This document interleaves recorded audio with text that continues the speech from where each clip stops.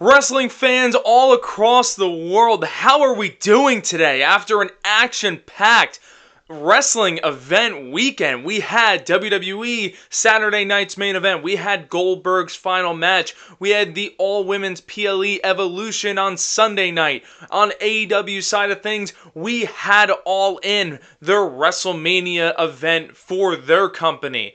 We have so much going on. We're going to dive into absolutely everything. Before we dive into anything, if you're listening on Spotify, drop a review, 5 stars, leave a comment. It literally might take you 5 seconds, I believe so. I'm not going to say 1 second because that's a little bit unrealistic. I believe it takes around 5 seconds. If you can do that, that would be phenomenal. If not, I appreciate you just tuning in and listening. This is definitely a highly anticipated episode that I wanted to get out there because there's so much to talk about.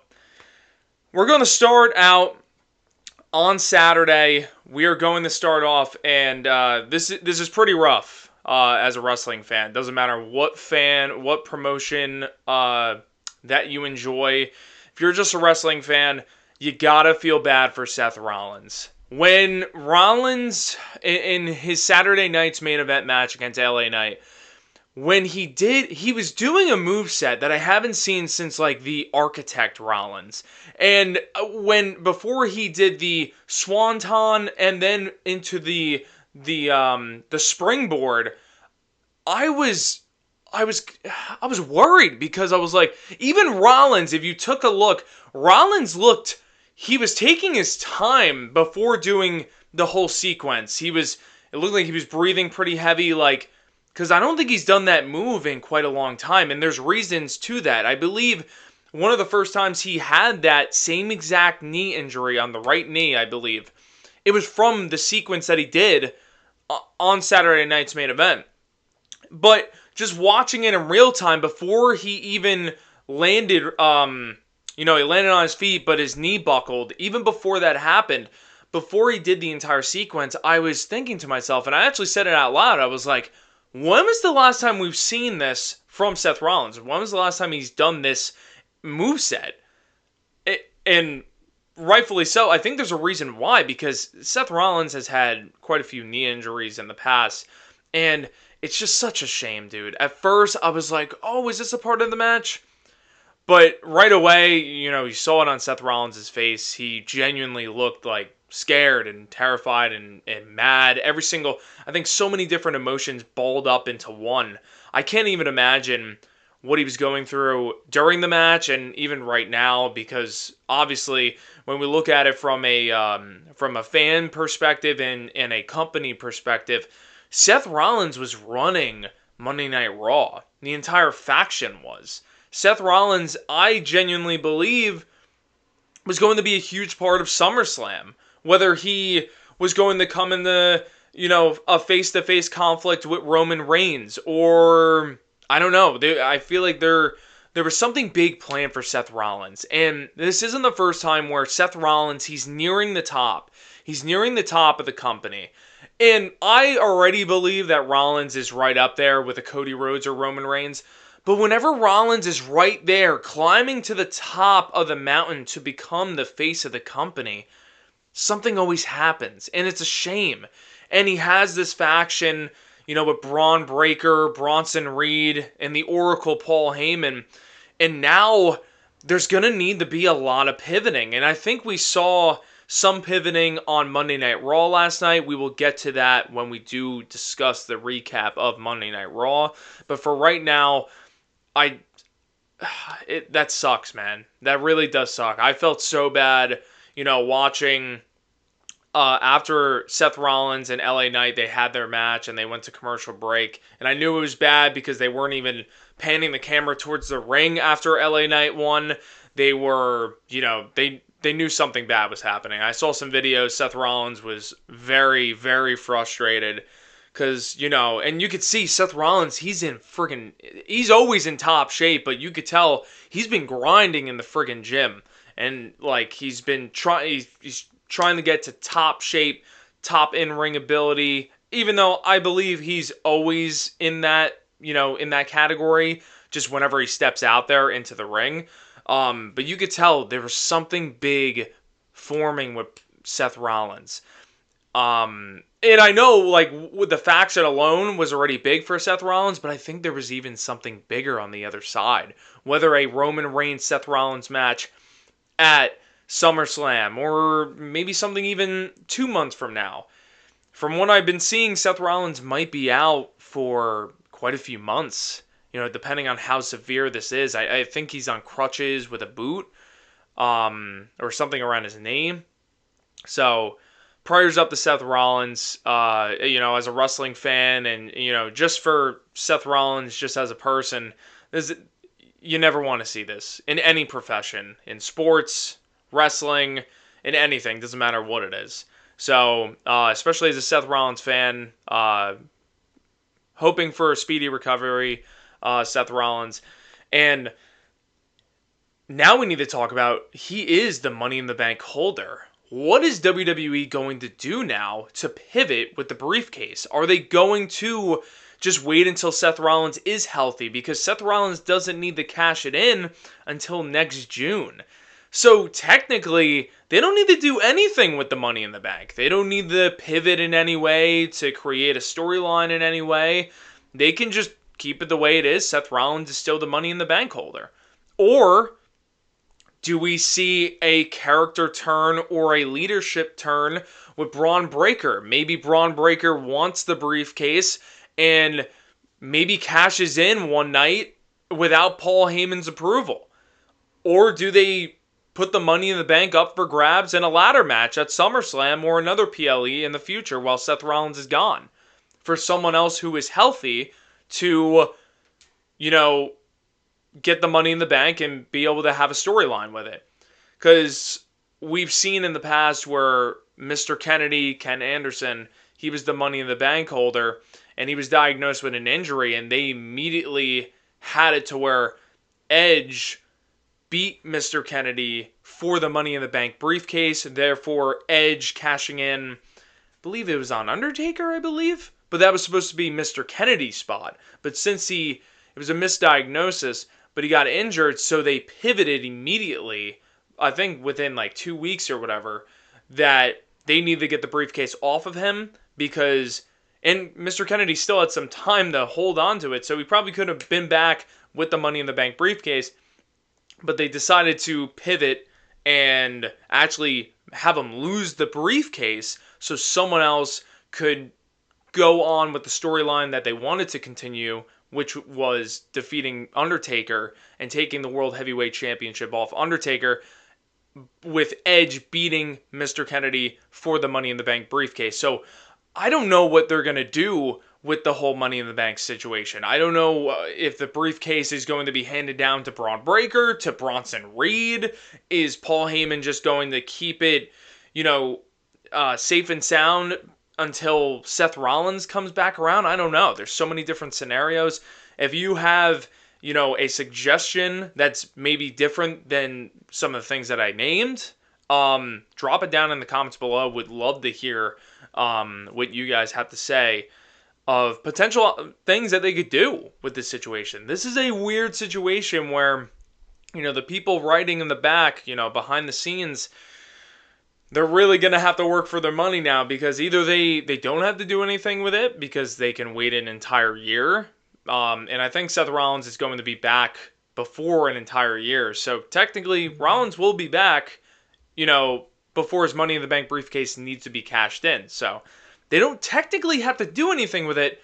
But with the scenario that I mentioned about Mr. Kennedy and having him lose the Money in the Bank briefcase in a match because he was hurt, you don't know. They could go multiple different ways. And another major thing that happened on, obviously, Saturday night's main event, the whole advertisement, he was the main guy on the poster for Saturday night's main event, was Bill Goldberg. Such a weird situation with Goldberg, because you had the entire WWE universe, mainly the IWC, because in person, everyone was actually loving the Goldberg getting a final match, him facing Gunther. They built it up for just about an entire month. going all the way back to Bad Blood last year, and then Goldberg came back just about 4 weeks ago. They built it up for the 4 weeks for Saturday night's main event for his final match. You had people online discussing how much they hated the idea Goldberg's getting his final match, and it's a World Heavyweight Championship match. It shouldn't be for the title. But then you had people in attendance loving the idea. Yeah, who cares? It could be for the title. It could be for no title. It could be any type of stipulation match. It doesn't matter. He deserves to get his final match no matter what it is. And we could have made the hypothetical that Seth Rollins possibly could have cashed in. Maybe that was the outcome that was supposed to happen. Maybe Seth Rollins was supposed to cash in on Saturday night's main event. Maybe they had to pivot with Gunther retaining, and maybe Goldberg was supposed to win. This could be something that we maybe find out in the Netflix show that's supposed to come out at the end of this month or next month, where they discuss how they create storylines, and maybe this could be something that we find out in the future, that Seth Rollins was actually supposed to cash in on Bill Goldberg winning the World Heavyweight Championship in his final match, getting the flowers that he deserves, and then Seth Rollins cashing in at the end of the night. This is going to be something that I feel like a lot of people aren't really talking about, because we're mainly just obviously so focused, and this is how we should be focused. We're mainly just focused on Seth Rollins' health and that he's okay. And that's how it should be. But I think as time goes on, I think we're definitely going to look back on this and we're going to say, what was actually supposed to happen? Is what happened, was that how it was supposed to go down? Or was Seth Rollins supposed to make a big move at the end of that match? Was he supposed to catch it? Was Goldberg supposed to win in his final match and then get cashed in on? I don't know. You can make multiple different scenarios, but back to what I was saying, I think it's a very weird topic with Goldberg, because now you're seeing people hating how the match ended between him and Gunther, but those people who are saying that they hated the way Goldberg lost are also the same people that didn't want to see Goldberg even have a final match at this Saturday night's main event. So the IWC, and I can understand the world title situation. Look, like, it wasn't believable that Goldberg was going to win, but at the same time, with the Money in the Bank, being involved, you could make a case for it. At first, with the world title thing, I was a little bit, I was like, does he deserve a world title shot? But if it's his last go, guys, it was his last go. But I think the IWC needs to just make up their mind on certain things, because they contradict themselves so many times. And this is a perfect example. People that were saying that they didn't want to see Goldberg even have a final match in general, no matter what it was, whether it was a world title shot or just a normal one-on-one match. Now they're making the case that it was a horrible ending to what should have been Goldberg looking better in his final match. So it's like, which one do you want? Do you want him to have a match? And do you want him to have a good ending and a farewell to the match? Or do you still not want him to have a match at all? Because you don't like him. You call him Oldberg and all these other names.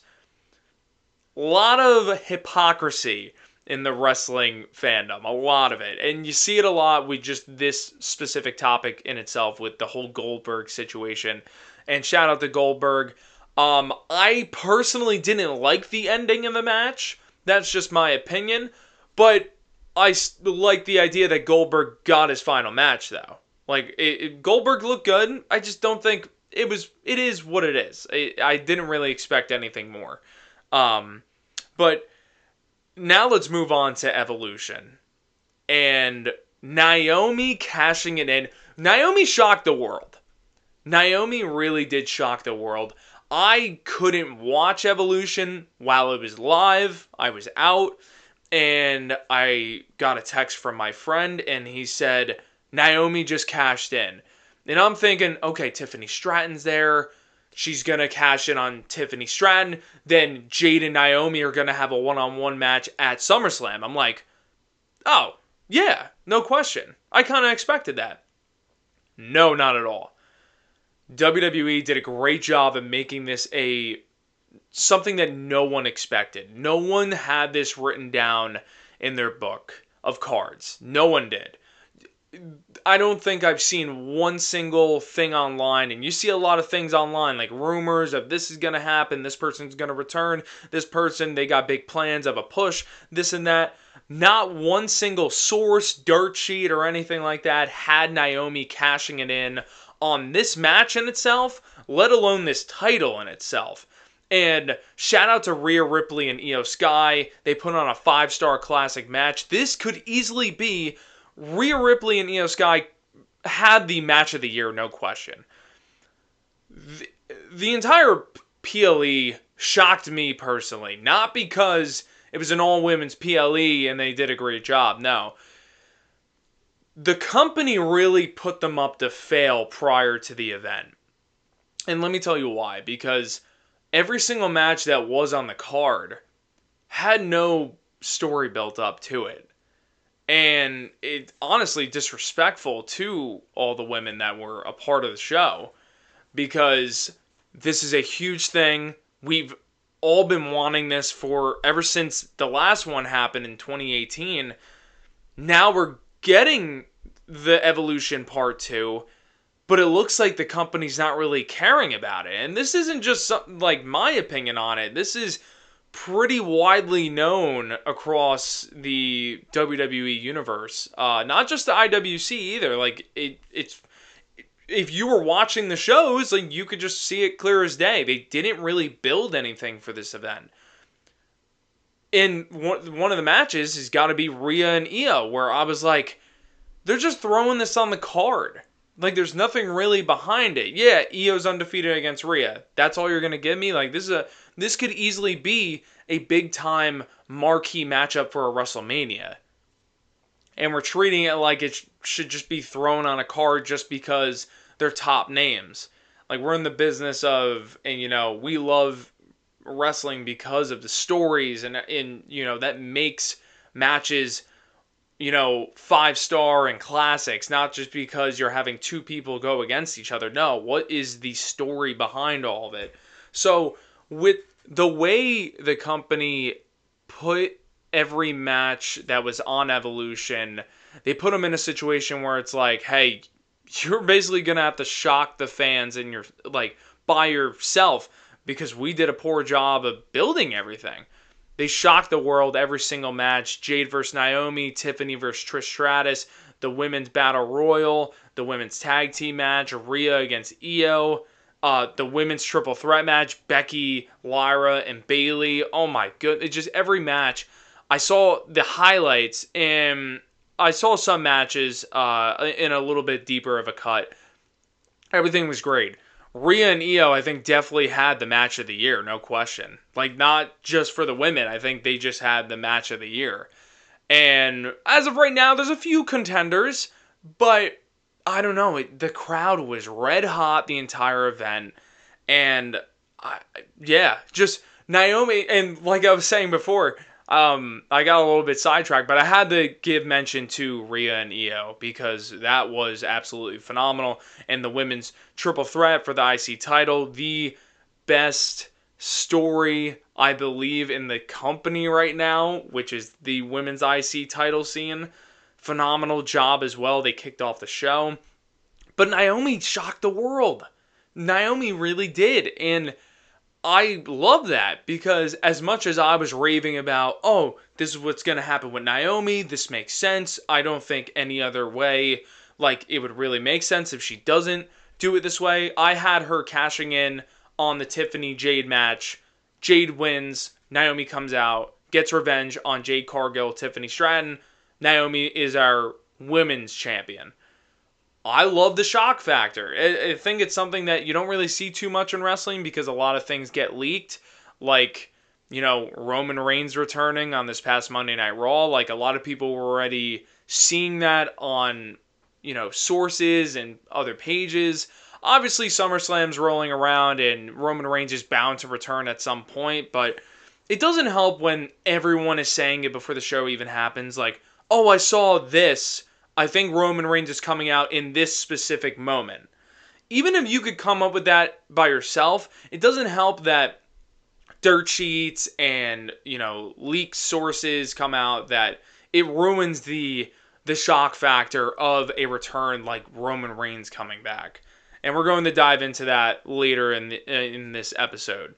But yeah, Naomi, phenomenal. I love I'm going to have to rewatch the entire PLE of Evolution because it just looked like it definitely shocked everyone because myself, I didn't think it was going to be as amazing as it was strictly because the stories weren't there. But the women created the stories like in the matches. It was just amazing. It was amazing. And just so excited to talk about this next match as well because we're talking about Evolution. Toni Storm against Merecedes Mone. As much as people want to hate Mercedes Mone, what a match. Mercedes being undefeated, having all these belts, there was a reason behind it. And another thing that people need to understand on the internet, like saying Mercedes books herself, she's booking herself to win every single match. You can clearly see there was a reason for it. And some people might not want to admit that, and that's okay. But Toni Storm and Mercedes, I think, are neck and neck up there with, well, definitely the top women stars in AEW, but also just top women stars throughout all of pro wrestling. So this match was the Clash of the Titans, like the biggest stars in the company colliding. Who's the better, wrestler? You have Toni Storm with the main AEW championship, and then you have Mercedes Mone with 6 belts, 6 belts, I believe, which is insane. But now you see, like, it made it Mercedes losing and having Toni Storm win was huge for Toni. And not that Toni wasn't, over, because she's one of the most over superstars, I think, in the entire world right now. Some of the best character work I've ever seen in recent memory. But it just builds so much more prestige to the AEW Women's Championship.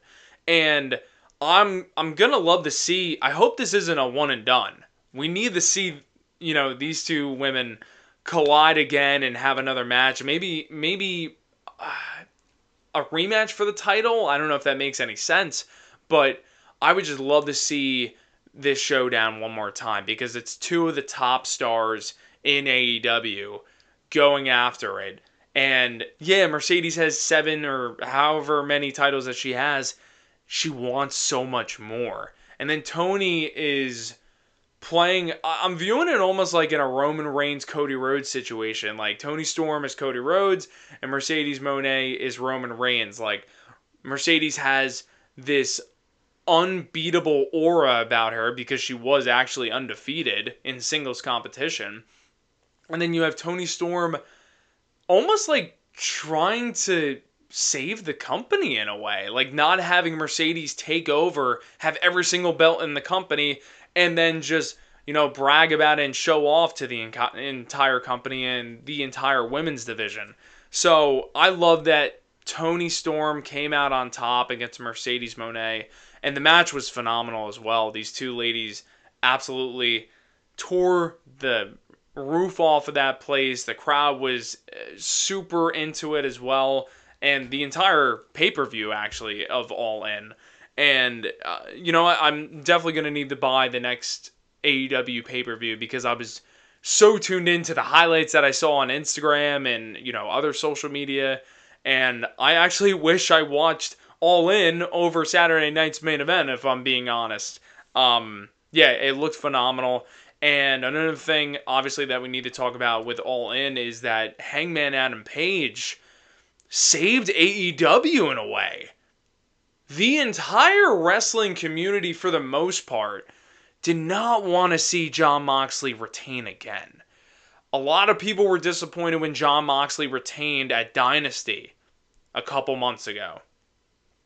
And I think a lot of people thought, at least in the arena, because I was at that pay-per-view, a lot of people thought that was going to be the night that Swerve Strickland dethrones Jon Moxley and becomes our new AEW champion. That wasn't the case. Of a very overbooked ending to that Dynasty pay-per-view. This overbook ending for All In was completely different. I think it was completely necessary, adding all the storylines all in one, almost in like a Roman versus Cody WrestleMania 40 fashion. I thought it was very necessary. I wouldn't even consider it overbooked because I think it was perfect. I think it was perfectly executed, involving all the things that, if it makes sense, I don't call it overbooking, if that makes any sense.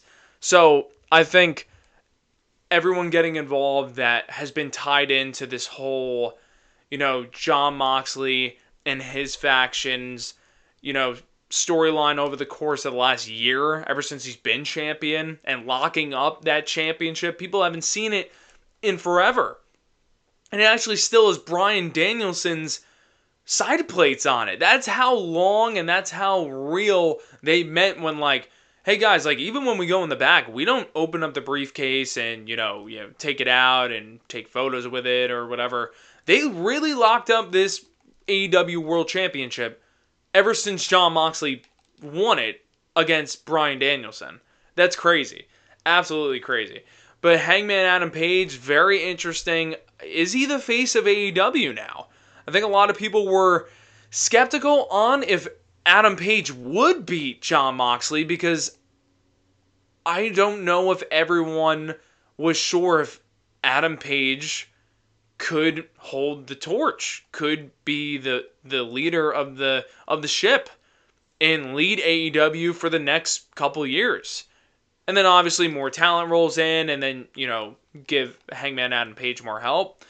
I think that's why a lot of people were skeptical, at least from what I've seen. I don't think it was so heavy on people were worried that Moxley was going to retain. I think a lot of people were pretty sold on Hangman Adam Page dethroning Jon Moxley and becoming the new AEW World Champion. But I think there was some thought in the back of some people's minds that, like, hold on a second, like, are they gonna give Hangman the ball? Are they gonna make him the point guard, the quarterback, whatever term that you want to call it? Are they gonna make him? Is he ready for it? Can he do it? Well, now we see it. Hangman Adam Page is our new AEW World Champion, and I'm very excited to see the next Dynamite, how it goes, the crowd reaction. What's his first defense with the AEW World Championship? I'm very, very curious on how that's going to go, and I'm just very excited for it. I'm very excited for it. And going back to Evolution, I don't know how I didn't mention this before. Stephanie Vaquer, she's getting her first world title shot at Clash in Paris. Very, very nice to see. Very good to see that Stephanie she doesn't have the win at this PLE, but I like to see her already in the main event scene. Like, she does belong there. I think she could have easily fit into the mid-card scene, especially with how red hot the women's IC title scene is right now with Becky, Lyra, and Bayley. I think Stephanie getting her hands, maybe she does win it in her first opportunity of getting main title gold. Maybe. I'm not mad at that. I would not be mad that Stephanie Vaquer becomes a champion at Clash in Paris.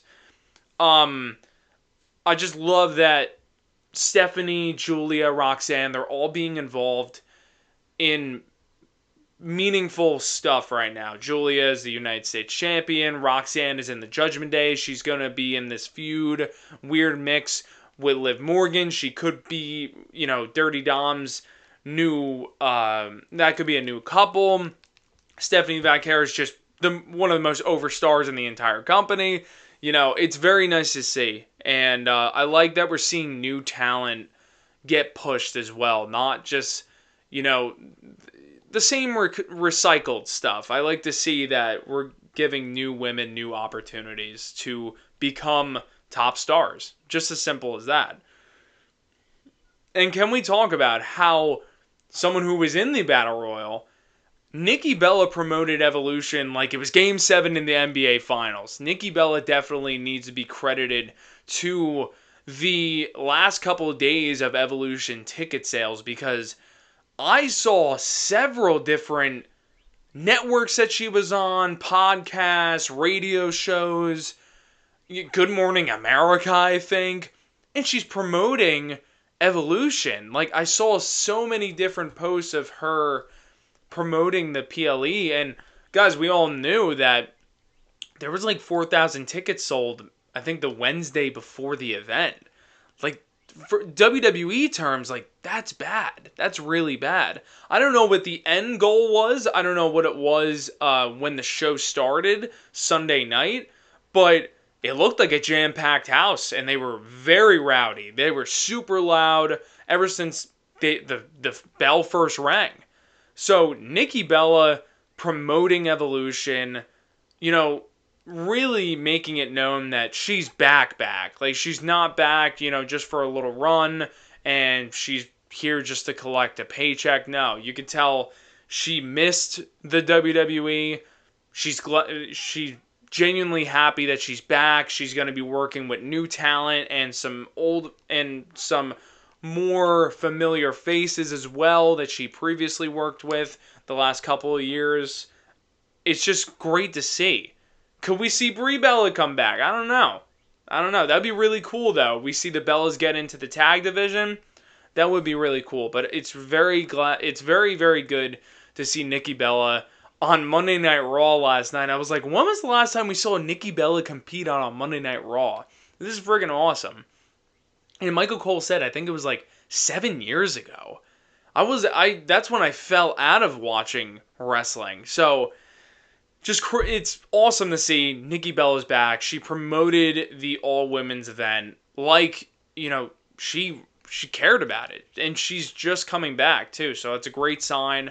We're going to see, and Nikki Bella made it known that she's back, not just for one event, and then she's leaving. She got a paycheck and then leaving. No, she's back for several months, she said, and I like what we saw on Monday Night Raw. It looks like Nikki Bella and Stephanie Vaquer might be in a tag team scenario, against Piper Niven and Alba Fire, or add Chelsea Green into the mix. I would love to see that, and just wanted to give a shout out to Nikki Bella. I thought that was really cool that she promoted the show like, her career depended on it. Seriously, if you look at all the networks that she was on and all the things that she was doing, she promoted it like crazy, even on her social media. So that was very, very nice to see. And I think it made a huge impact on ticket sales towards the end of the week before the show started. And now we're going to dive into Monday Night Raw. Naomi kicks off the show, and she comes out. She's our new Women's World Champion. And I gotta say this right now. This goes to throughout the entire company right now. Naomi is the best character worker in the entire company.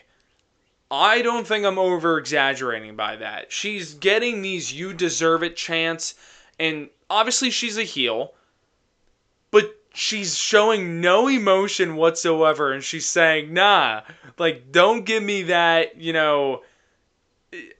that sympathy, you guys been riding with me ever since I did this character turn. You guys been rooting for Jade Cargill and Bianca Belair. Don't switch up now. Naomi is perfecting being a heel. We need more heels like Naomi in the women's division. I love just everything. She made her promise on just proceed with caution. She's cashing in on a all-women's PLE, on a title that no one thought was going to happen, because Naomi warned everyone, you don't know what her next move's going to be. And I love how she mentioned that. A heel that keeps their promise is a dangerous heel. And Naomi, with her evil laugh and everything, I think everything meshed together.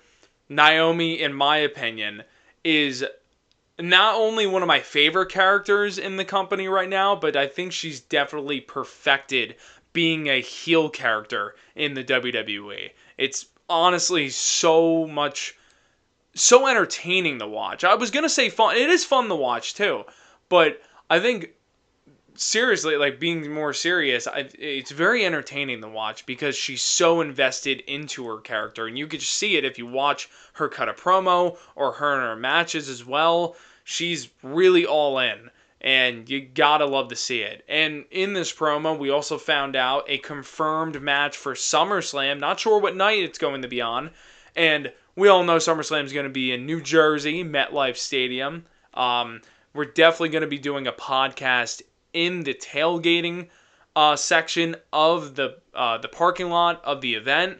So stay tuned for that. I'm very excited to be doing that. We're going to be doing a lot of content with other fans that are going to the show.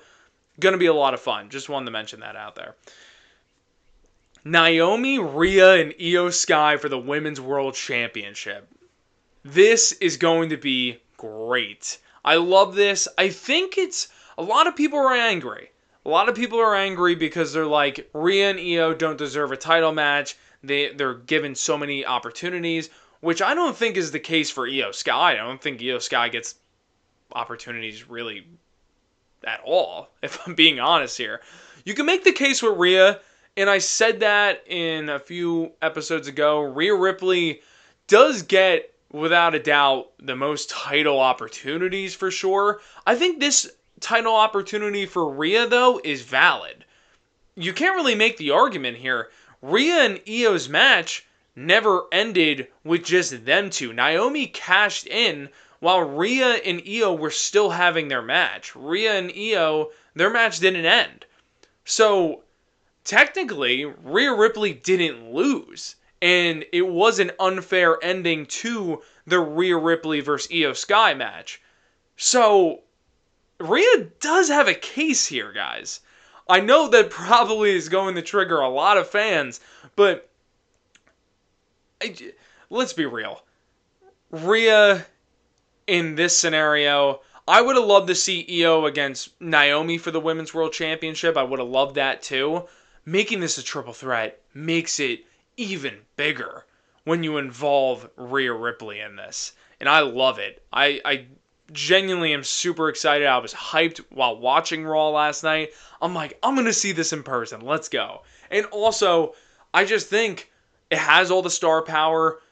It actually, already from the announcement of the match, they have reasons to be having a feud. It's not like a forced thing, I feel like. I think there's, logic to be made here. Rhea and Io never settled their match, never ended. Naomi came in, costed Rhea Ripley's title opportunity, and Io Sky also as well, because the match was just supposed to be Io and Rhea. So you can make the argument that they don't deserve a title shot and it should be someone else. Well, guess what? It doesn't matter. Because this match is confirmed. Naomi defending the Women's World Championship against Rhea Ripley and Io Sky at MetLife Stadium in New Jersey, SummerSlam. I'm not going to lie, guys. I think this could potentially main event night 1 if they build it correctly. It's already off to a great start because it makes sense already from the announcement. And they have another 2 weeks, I believe. It's right around the corner. They can make this be one of the most highly anticipated matches on the entire card for SummerSlam. In my opinion, I think it's going to be for me, but for it to be widely accepted that way, they have a lot of time to do that. 2 weeks. Give them a lot of time on Monday Night Raw to help build this feud. Continue to give the Women's World Championship a lot of prestige. I like where they're going with the Women's World Championship, with Naomi, a heel, being champion. The entire WWE is filled with heel champions. I don't know if we're realizing that here. John Cena, the Judgment Day, Roxanne and Raquel, and also Finn and JD, Dirty Dom, Gunther, Naomi. Tiffany Stratton's a babyface, but she's kind of a tweener. You can include Tiffany Stratton if you want to. Becky Lynch. Julia. Julia's a heel too, I forgot. Every champion is a heel in the WWE except Tiffany Stratton. Tiffany Stratton's on the island of irrelevancy.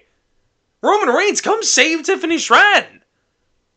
Babyfaces are not relevant in the company right now. And a lot of people are saying that I think at SummerSlam we're going to see a lot of title changes because we need more babyface champions. I'm not going to lie, guys. I love that heels are running the WWE. I feel like a lot of people say the other way around, that there aren't a lot of good heels anymore and it's more babyface heavy. I think there might be more babyfaces than heels, but I think the small amount of heels are some of the most dominant superstars in the entire company. I love heel champions because I think it builds feuds and storylines so much better when a babyface is chasing the title that the heel has. I feel like it gives the babyface something to prove to the heel. The heel can kind of discredit the babyface and their goal to want to take the title off of them. I just love the character work from a heel champion. And I love that majority of the WWE is all heel champions, except Tiffany Stratton. And you can make the case that Tiffany Stratton is kind of like on both sides, because I don't think Tiffany is a full-blown babyface. I think just because Tiffany's so great, I think we kind of consider her a babyface, but we'll give her the babyface side. Everyone else is a heel, though. I just think that's crazy, though. And I love it. I'm not mad at that at all. We got another confirmed match for SummerSlam. Becky against Lyra. Lyra defeating Bayley in a 2 out of 3 falls match on Monday Night Raw. Not gonna lie, I was really surprised by that. This is going to be, from what we see right now on a surface level, Bayley wasn't at WrestleMania 41. One of the biggest, from a company standpoint, not from a quality standpoint. WrestleMania 41 was one of the biggest events in WWE history. Bayley wasn't on there. Bayley, from the looks of it right now, probably won't have a scheduled match on the biggest SummerSlam in WWE history. I know Bayley is involved in this whole IC title scene. I love that. And I think she's a huge one. Each woman in the IC title feud, Becky, Lyra, Bayley, they all hold their own in why it's so valuable of a storyline and a feud. But to have Bayley help build the mid-card, then, okay, she lost against Lyra. That's cool. Lyra, Becky, going to be a fantastic match at SummerSlam. If you don't get Bayley on the SummerSlam card, we got problems. I'm gonna mail in a letter to Paul Levesque saying that Bayley deserves to be on SummerSlam. They better find some way to get her a match. I don't want to see her get involved in the Becky and Lyra match. I don't want to see her cost Lyra the Women's Intercontinental Championship. I don't want to see that. I want to see Bayley have a meaningful match on SummerSlam. This is going to be 2 PLEs of the year where Bayley should be on a card and she's not. I just think it's very odd. And it's so weird that Bayley's always in these situations where it's always her. If there is a woman in the division to take the back burner, I feel like, from not being on a show, or someone else being in a spot that I feel like Bayley should be in a similar spot because they're on the same level of popularity and of being over, I feel like Bayley is always in the backseat. Not because Bayley, but because the company doesn't view her in certain levels, like Becky and Charlotte. I talked about this in one of my first podcast episodes, I believe right after WrestleMania 41. But I'm just being honest here. I'm a huge Bayley fan. I literally have the signed turnbuckle of Bayley against Io at WrestleMania 40, and I was so hyped that Bayley won. And I was mad that Bayley wasn't even on the promotion for WrestleMania 41 when she was the Women's Royal Rumble winner. Thought that was very strange. And even Bayley thought that was strange as well, because why would she not be on the poster for WrestleMania 40. She's a Royal Rumble winner. If Cody Rhodes is on it, then why isn't Bayley on it? Cody Rhodes won the Rumble that year, and so did Bayley. Oh, but Bayley's going to be all the way pushed in the back on the full match card poster. I don't know. I just feel like Bayley gets discredited a lot. I'm not saying that she's not going to be on SummerSlam. I'm just saying right now it looks like, because if she's not being involved in the women's IC title scene, then I don't see what they're going to do with Bayley. Because they have 2 weeks now to try and give her a feud or a storyline against another woman in the division on the mid-card scene or the main event scene on Monday Night Raw. And we're kind of running out of options because Naomi's in a match against Rhea and Io for the Women's World Championship, Becky and Lyra for the IC title, and then the rest on the roster are pretty much tag teams? That's for the most part, I believe. So, Bayley's in a weird spot, man. I just hope we see Bayley at SummerSlam. I would love to see Bayley at SummerSlam. I think she deserves it, too. She's been working her ass off ever since she came back from WrestleMania, after her injury from WrestleMania 41. So, I just hope we see Bayley on the SummerSlam card. I really do hope. Next up, and I can't believe I'm going to see this, and I think we all might see this as a world of pro wrestling fans. Ladies and gentlemen, CM Punk is competing at SummerSlam, either night 1 or night 2, we're not too sure yet, for the World Heavyweight Championship against Gunther. I am so excited because I genuinely see CM Punk winning this. I think a lot of other people do too. Especially with the rumor that, and like I was talking about earlier, I hate seeing these sources and things being posted on Instagram and everything, and I don't even know how they get out. I don't know who is leaking this information, who finds out this information from other people. I have no idea how people find this stuff out, but the rumor going around is that Gunther is going to be John Cena's final match in history.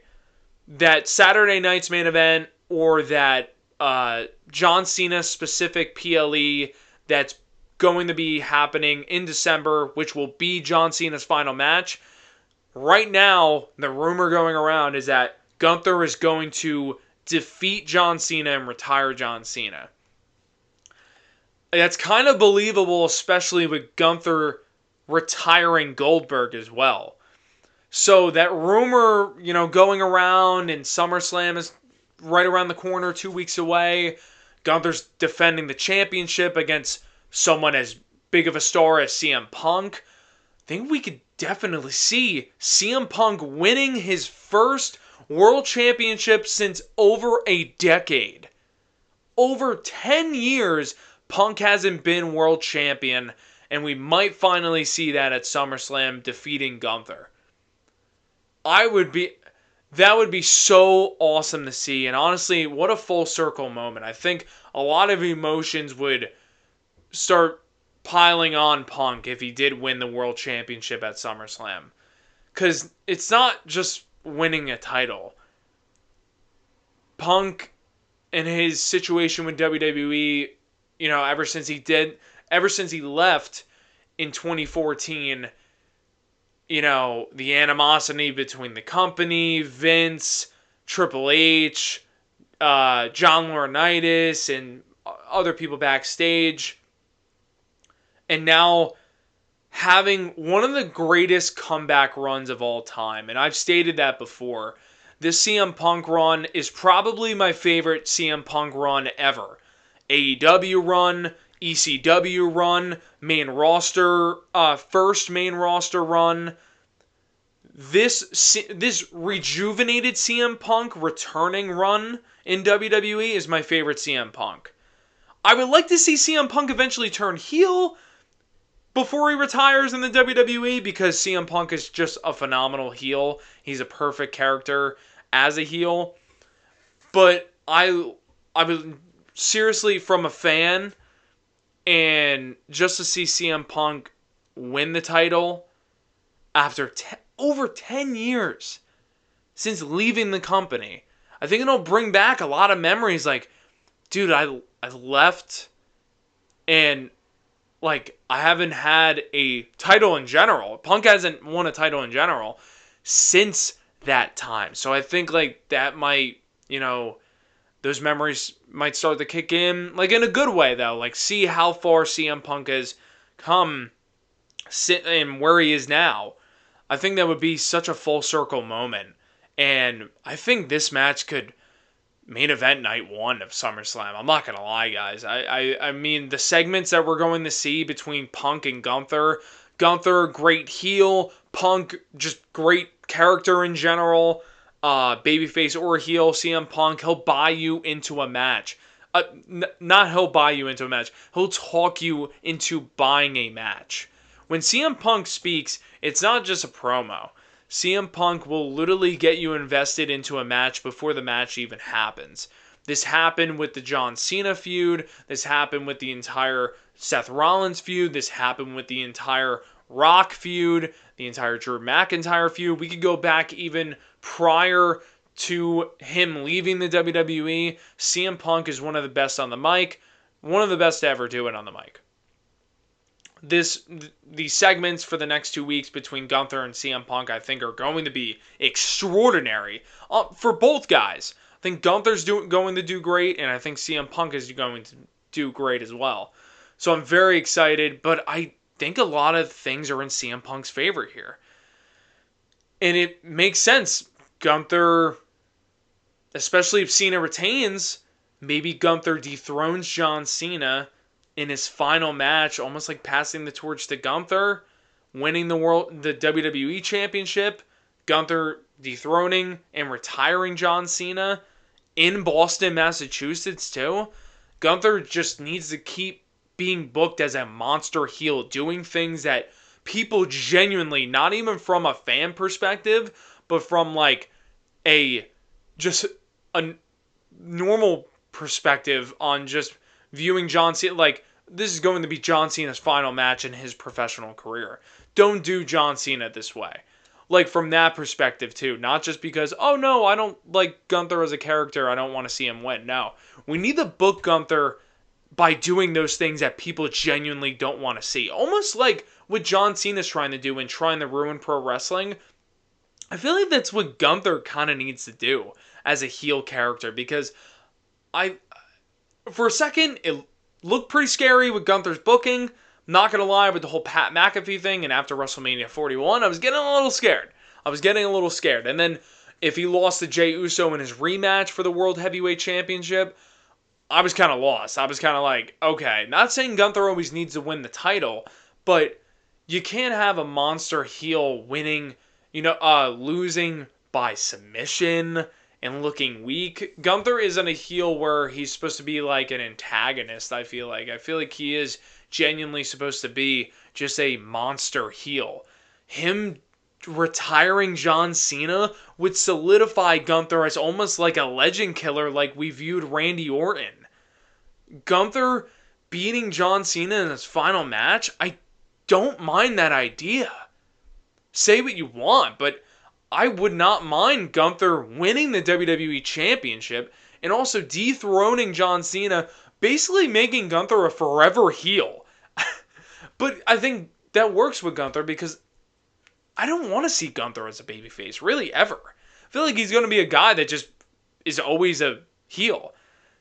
Would that ruin Gunther for the future? You can argue it, but now whoever faces Gunther after, if Gunther dethroned John Cena as the WWE Champion and also retiring John Cena, every babyface that faces Gunther afterwards is going to be so over.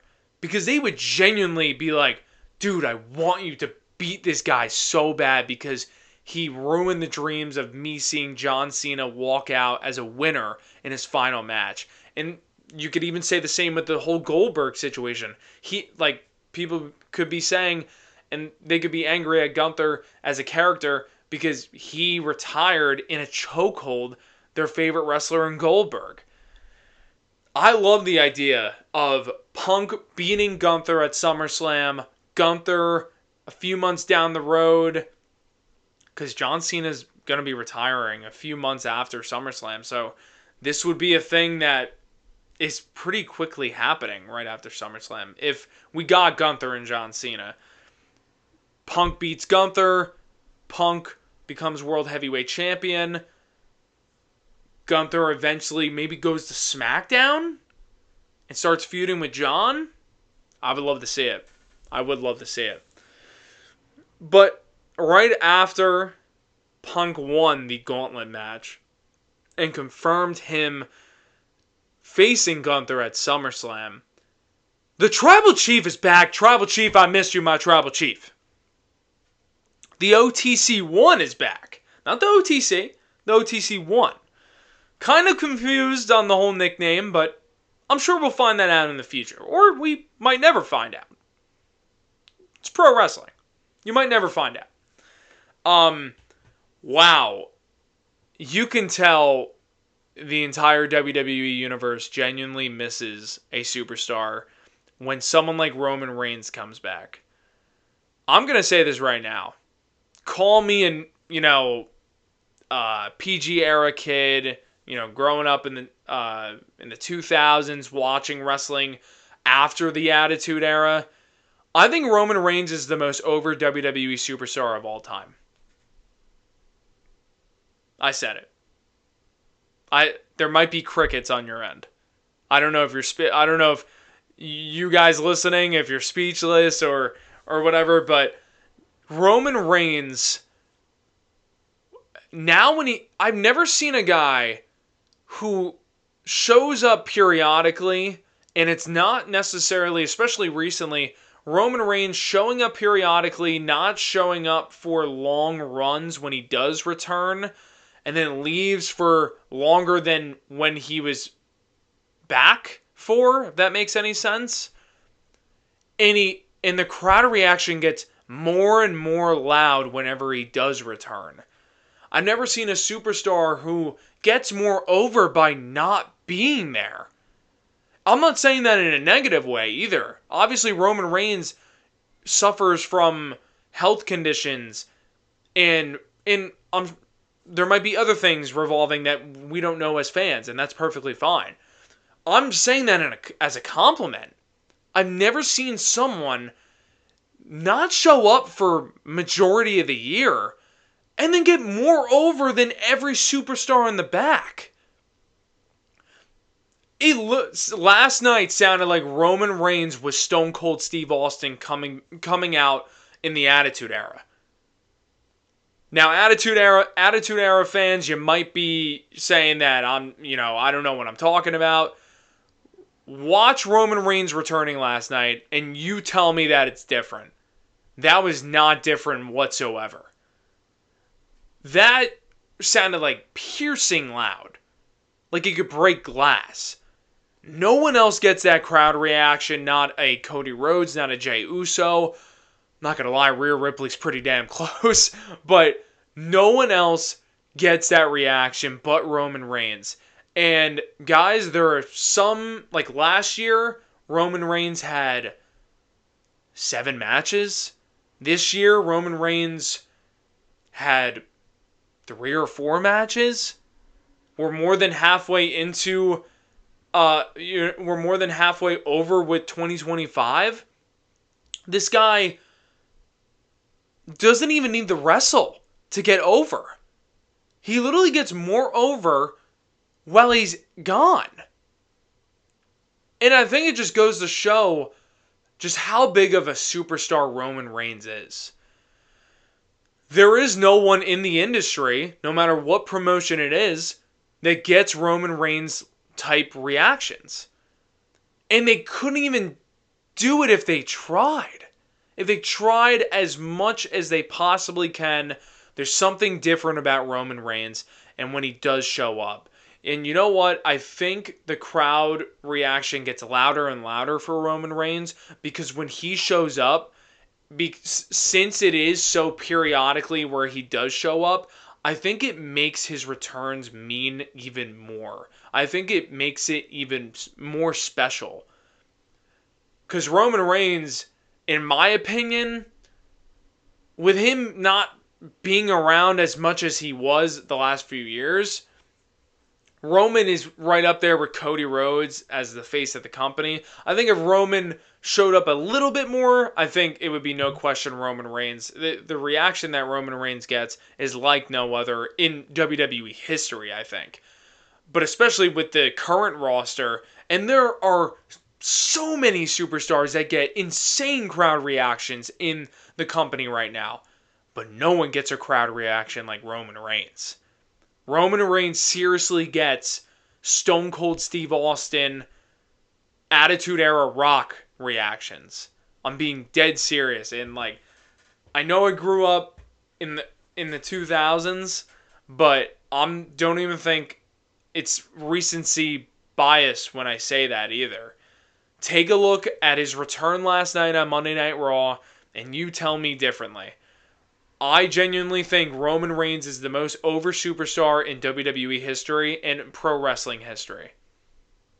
I made my case. Never seen anything like it.